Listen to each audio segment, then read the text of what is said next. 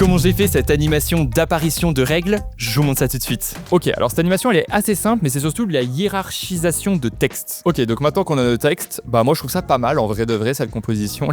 Elle est vraiment top. Donc le premier texte on va le mettre en blanc et on va tracer un rectangle. On va le mettre un mode de fusion différence. Donc pour animer on va faire tracer du masque. Mais vous voyez, ce que j'aimerais moi c'est que règle 3 apparaisse avec le masque. Donc pour ça on prend règle 3 et on le met en cache sur le masque. Là ça fait disparaître le masque. On fait juste réapparaître le masque. Et donc comme ça, les deux apparaissent en même temps. Donc ça c'est parfait. Pareil, là on va être en blanc. Il y aura un petit glow dessus de chez Deep Glow qui ajoute évidemment toute sa splendeur. Et donc dessus, on va appliquer une animation de position, opacité et flou qui permet d'avoir cet effet.